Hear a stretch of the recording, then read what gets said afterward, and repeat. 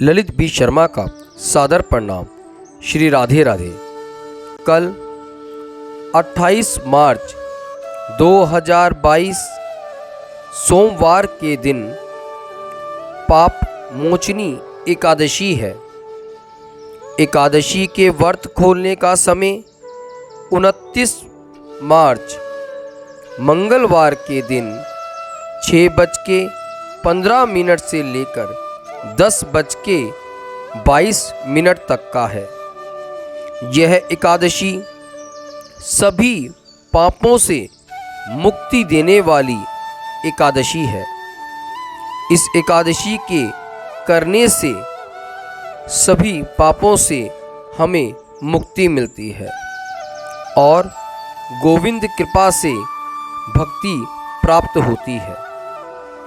जब महाराज युधिष्ठिर ने भगवान कृष्ण से पूछा कि प्रभु, हम पर कृपा करते हुए चैत्र मास के कृष्ण पक्ष में आने वाली एकादशी के बारे में और उसके नाम के बारे में हमें बताइए।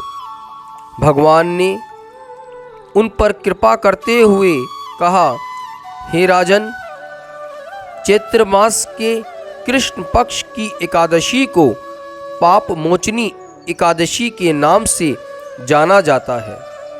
एक बार की बात है, पृथ्वीपति राजा मानधंता ने लोमेश ऋषि से यह प्रश्न किया था जो तुमने मुझसे किया है। उन्होंने जो कुछ भी ऋषि लोमेश ने राजा से बताया वह मैं तुमको कहता हूँ। पाप मोचनी एकादशी के व्रत करने से सभी पापों से मुक्ति मिलती है। यह एकादशी कृष्ण पक्ष में आती है। उसके व्रत के प्रभाव से मनुष्य के अनेक पाप नष्ट हो जाते हैं। मैं तुम्हें इस व्रत की कथा सुनाता हूँ, ध्यान पूर्वक सुने। प्राचीन समय में चैत्ररथ नामक एक वन था। उसमें अप्सराएं किन्नरों के साथ विहार किया करती थी। वहाँ सदैव वसंत का मौसम रहा करता था, अर्थात उस जगह सदा नाना प्रकार के पुष्प रहते थे। सभी गंधर्व कन्याएं विहार किया करती थी। कभी देवता और इंद्र भी वहाँ आकर विहार किया करते थे। उसी वन में मेघवी नाम के एक ऋषि भी तपस्या में लीन रहते थे। वह शिव भक्त थे।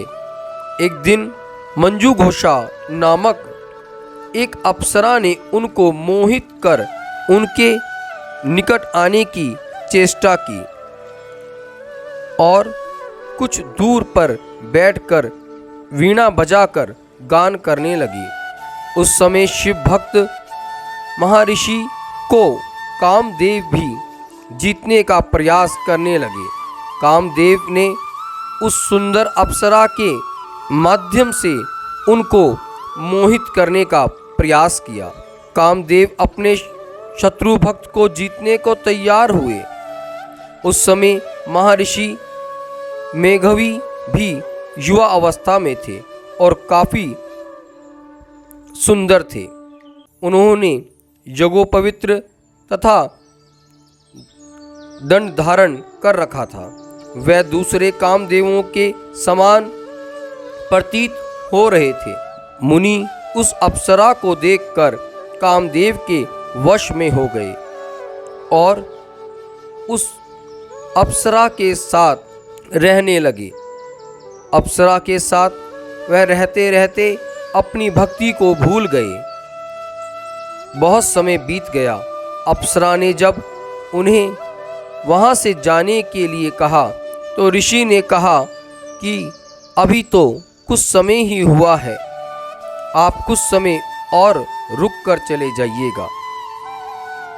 फिर दोबारे कुछ समय बाद जब अप्सरा ने कहा तो वही जवाब ऋषि ने उन्हें दिया।